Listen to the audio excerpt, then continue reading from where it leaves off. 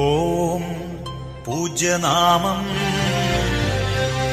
ఓం సంపూర్ణం పావనం పాలనం శోభనం ఆర్షితం దయార్శ్రితం వందనం வாழ்க வாழ்க వచనం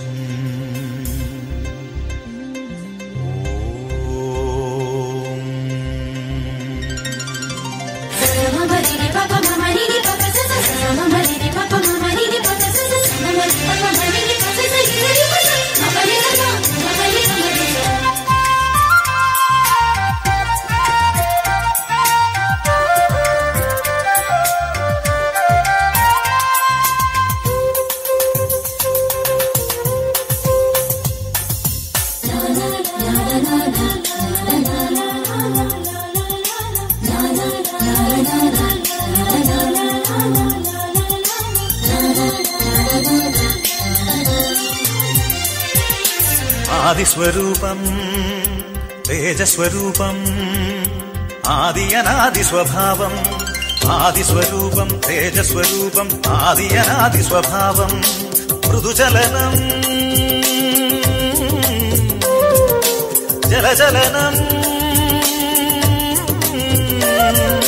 మృదుచలనం జలచలనం వచనం విరియుగయాయ్. శుభోదయం. శుభోదయం మాస్టర్ గారు. Praise the lord. Praise the lord. సంస్థ స్థాపకురాలు దైవ సేవిక మదర్ జ్ఞానమ్మ గారి 150వ వర్ధంతిని పురస్కరించుకొని జూబిలీ వేడుకలు ఘనంగా జరుపుకుంటున్న శుభ సందర్భంలో మిమ్మల్ని ఇంటర్వ్యూ చేయటం చాలా ఆనందంగా ఉంది. ఇది ఒక చారిత్రాత్మక సంఘటన, అందరూ ఆనందించవలసినటువంటి సమయం. చరిత్రను, సమస్త వారసత్వాన్ని నెమరు వేసుకునేటటువంటి సమయం. మీరు సమయాన్ని వెచ్చిస్తున్నందుకు మీకు కృతజ్ఞతలు. అసలు జ్ఞానమ్మ గారు ఎవరు? ఆమెను ఇంతగా మీరు గౌరవించటానికి, జ్ఞప్తికి తెచ్చుకోవటానికి కారణం ఏమిటి? మదర్ జ్ఞానమ్మ గారు విశ్వ శ్రీ సభలో తెలుగు జాతి ఔన్నత్యాన్ని చాటినటువంటి ధన్య ఆత్మ.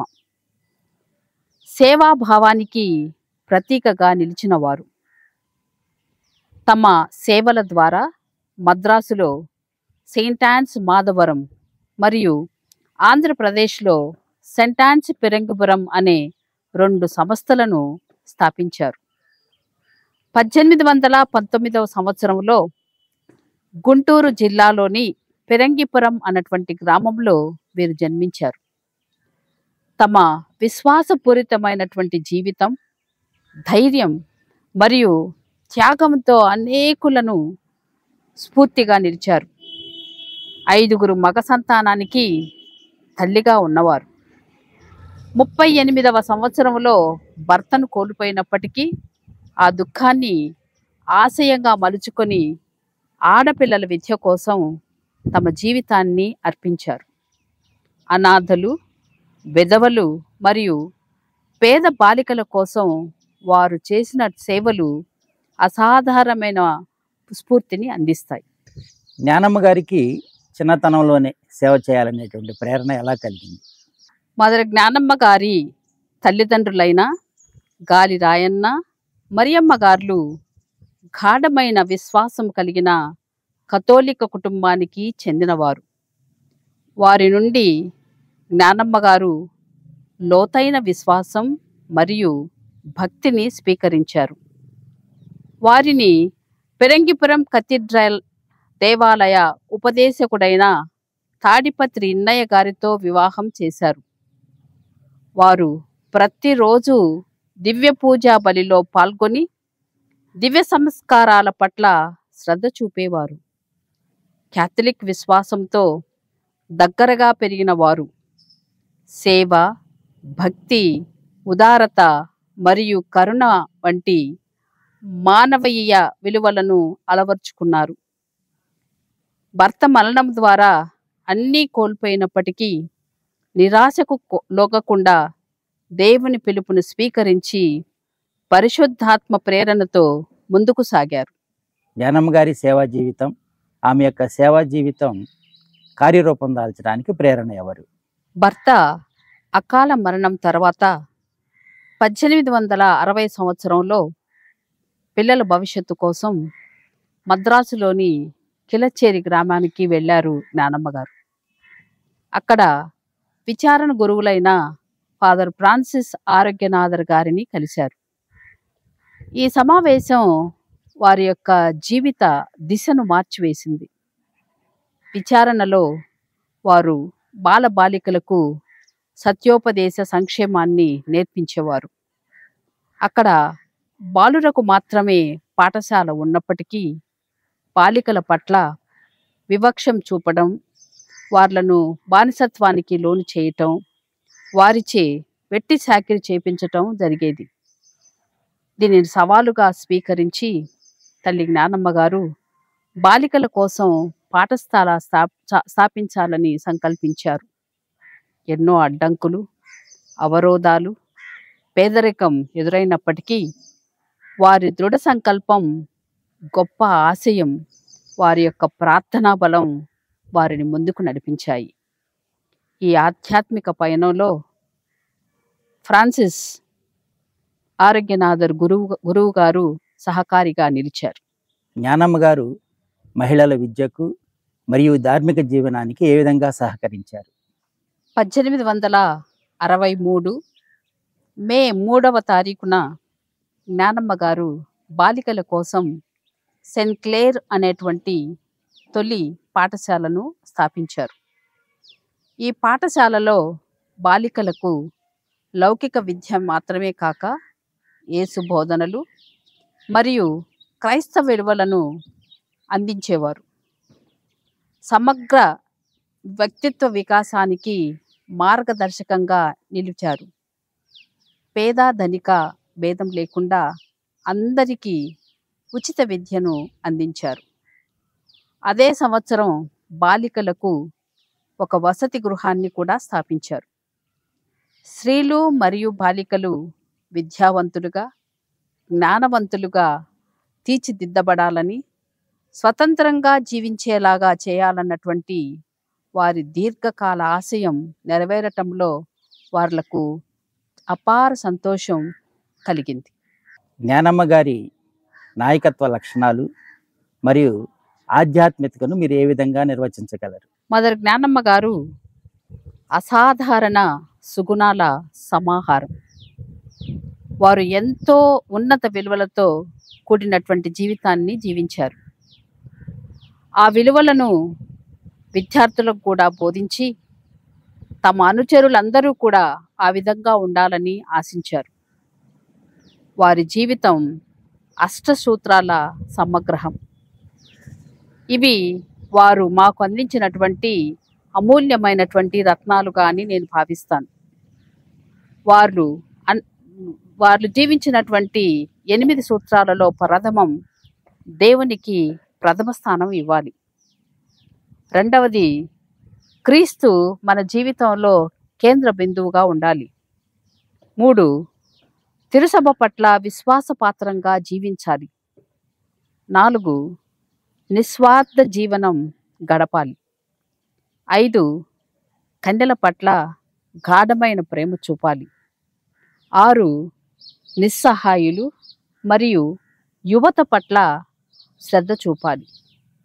7 సేవలో దృఢంగా, ధైర్యంగా ముందుకు సాగాలి. 8 జీవన విధానం సాక్షిభూతంగా ఉండాలి.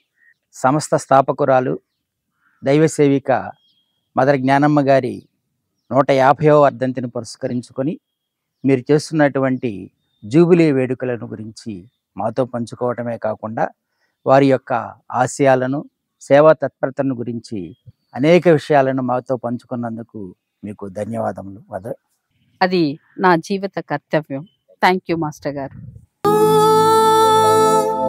పరలోక సర్వేశ్వరా, దైవ సేవకి జ్ఞానమ్మ గారి 150వ వర్ధంతిని స్మరించి ప్రేమతో నీ శక్తితో నీ జ్ఞానముతో దీవింపుము.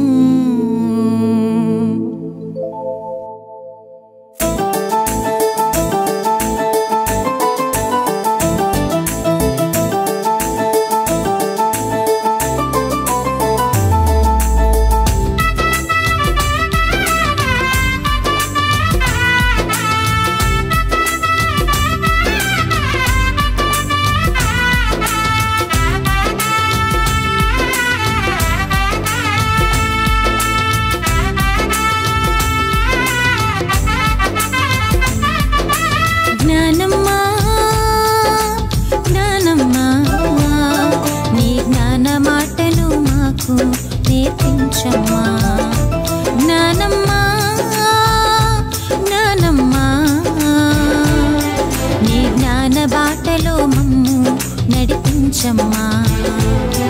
నీ మాటే మాకు మననం, నీ బాటే శాసనం. నీ మాటే మాకు మననం, నీ బాటే శాసనం.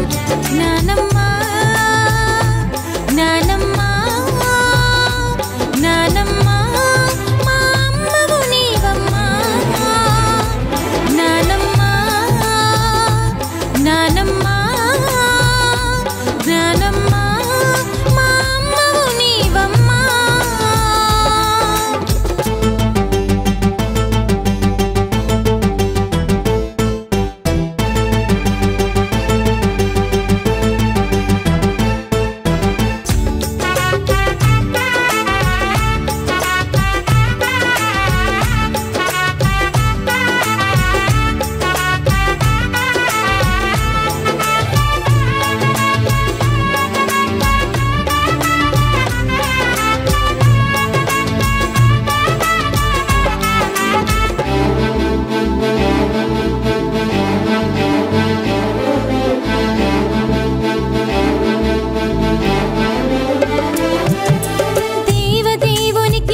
స్థానమును అందించావమ్మా. ధర్మ మహిమకై ఉన్నదంతయు త్యజించినావమ్మా.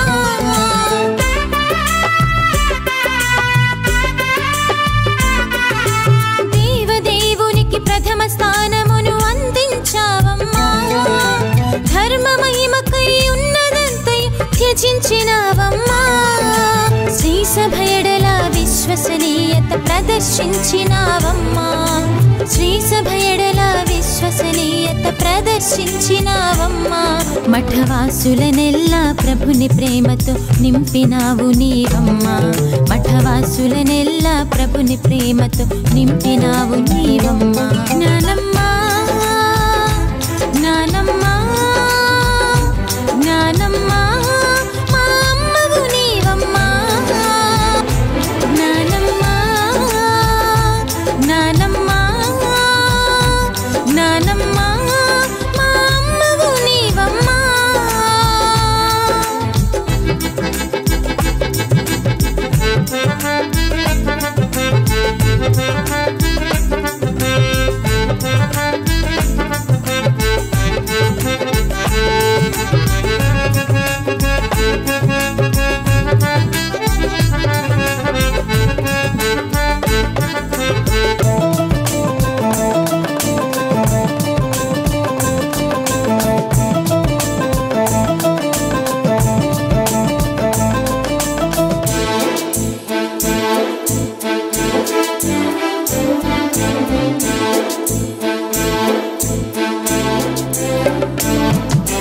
దయాగుణమును కరుణ క్రియలలో పలికించావమ్మా. దీన జనులలో కృపాసిరులను చిలికించావమ్మా.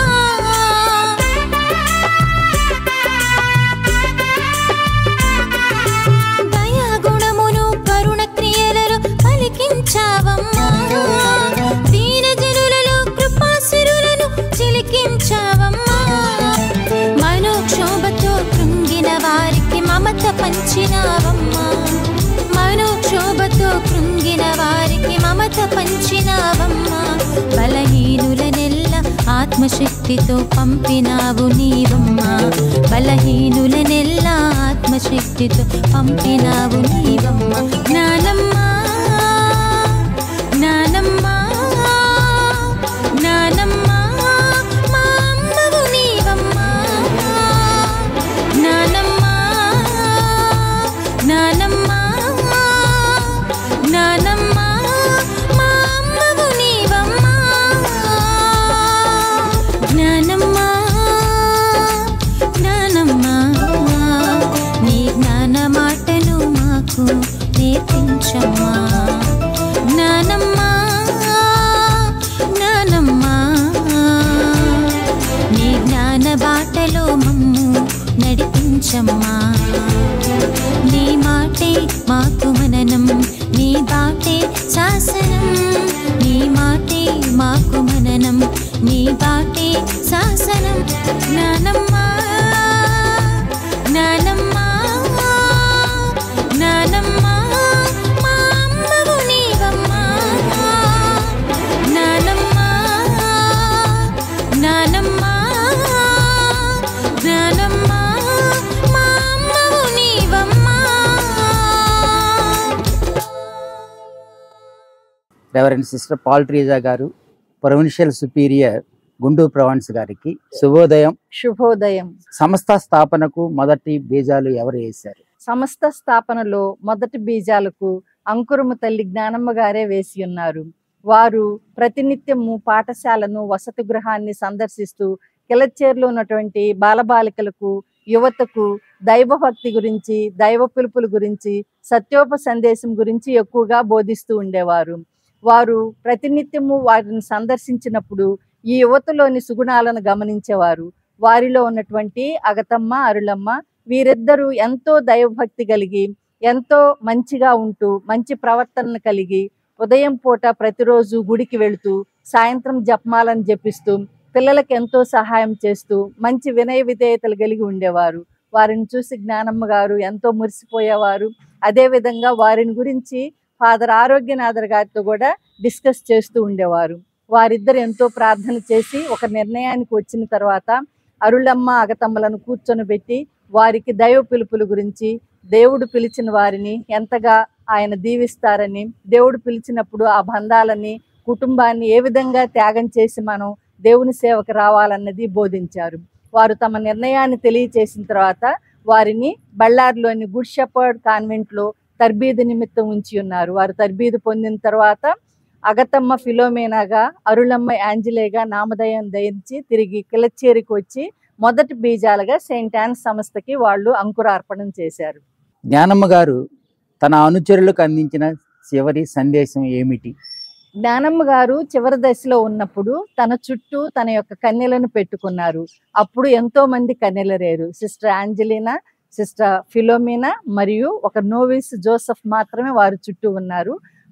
వారు ఆ కన్యలను చూసి, అక్కడ బాలికలను చూసి, యువతను చూసి ఈ విధంగా తమ యొక్క అంతిమ మాటల్ని తెలియచేసి ఉన్నారు.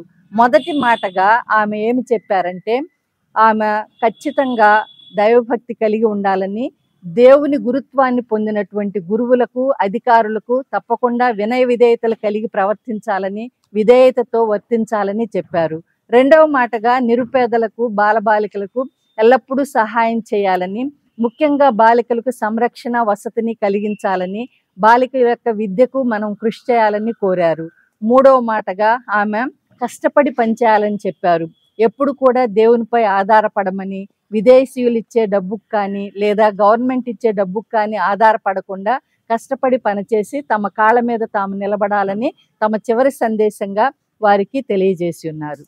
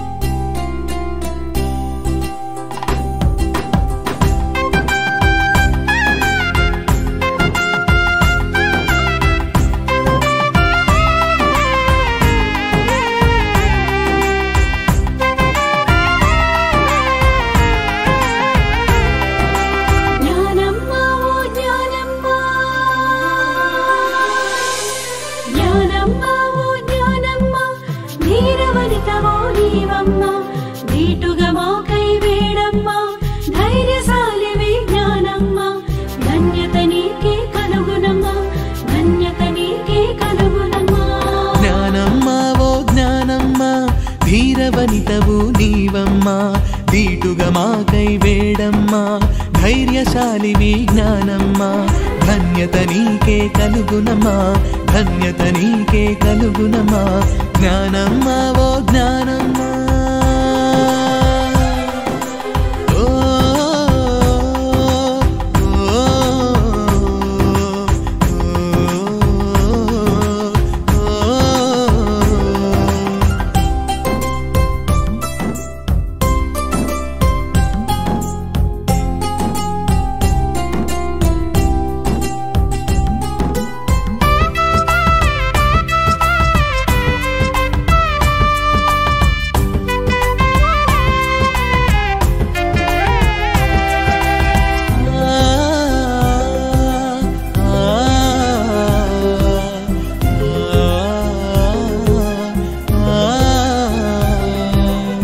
జీవదేవుని సహాయమందే నిరతం మీరు ఆధారపడుడని స్వయం కృషి సంపాదనయందే నిత్యం సేవలు చేయుడని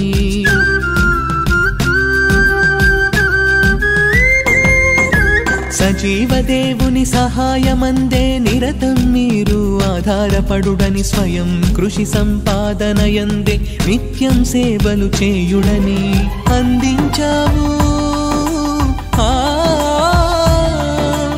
అందించావు నీ అంతిమ సందేశం అందించావు నీ అంతిమ సందేశం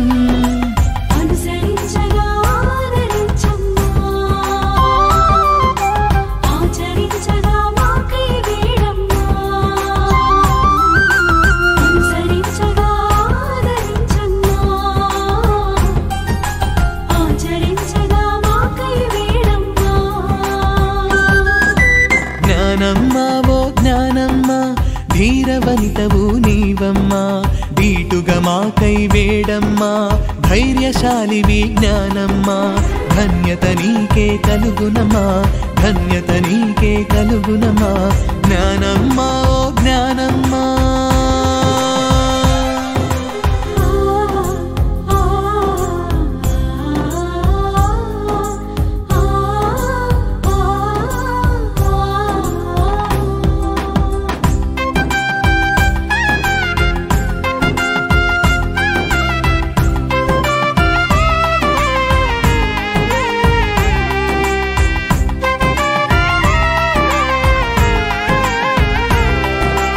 దైవ సన్నిధియే నిత్య పెన్నిధి క్రీస్తు ప్రేమయే జీవిత సారథి బలహీనులకు పరమ వారధి దీన జనులకు దివ్య వెలుగది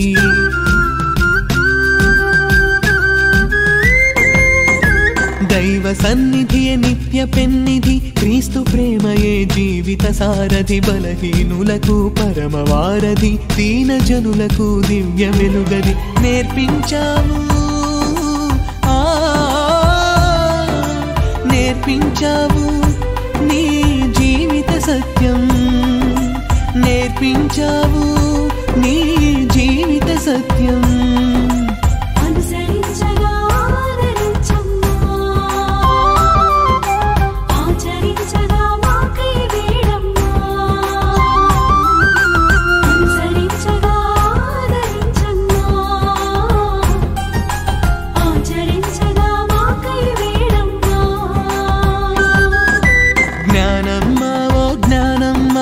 ధీరవనితవు నీవమ్మా దీటుగా మాకై వేడమ్మా ధైర్యశాలివి జ్ఞానమ్మా ధన్యత నీకే కలుగునమా ధన్యత నీకే కలుగునమా